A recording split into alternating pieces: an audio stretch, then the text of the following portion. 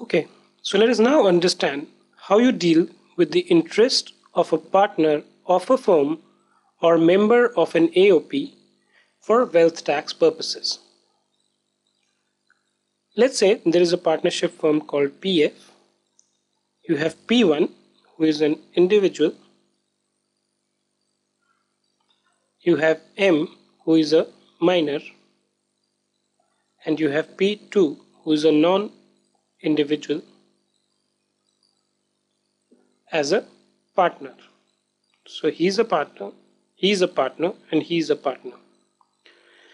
And this partnership firm has certain assets. So what happens is that in this case, the value of interest of an assessee. Now assessee, there are three of them, P1, or rather there are three people. Whether or not an assessee is something which we'll see. In the assets of a firm or AOP be included in the net wealth.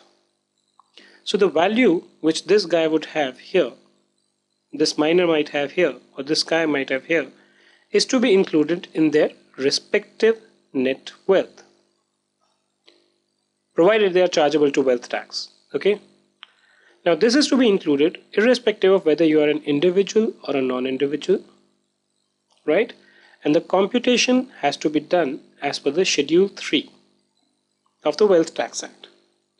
So this we are going to discuss in more details as we move on to these concepts. Okay. There is one point which we need to note in case of a minor. So we've seen that whether you are an individual or a non-individual doesn't matter. If you are an individual here, you are a non-individual here. If you are a partner in a firm, your assets, the value of the asset and your corresponding interest will be taxable in your hand. But in case of a minor, what happens? Where a minor is admitted to the benefits of a partnership firm, his net wealth shall be included in the hands of the parent as discussed above.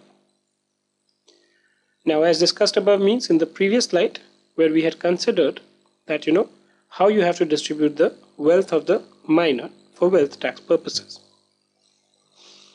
So just to summarize this particular thing, interest of a partner of a firm or a member of an AOP is included in his net wealth. Okay. This is applicable whether or not you are an individual or a non-individual. However, when I say non-individual, even there I mean that you have to be chargeable to wealth tax. If you're not chargeable to wealth tax, then if you are a non-individual but you're not chargeable to wealth tax, this provision does not have any relevance.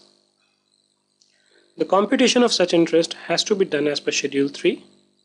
If you are a minor who's been admitted to the benefits of the partnership firm, the value of the interest that you carry will be taxable in the hands of your parent.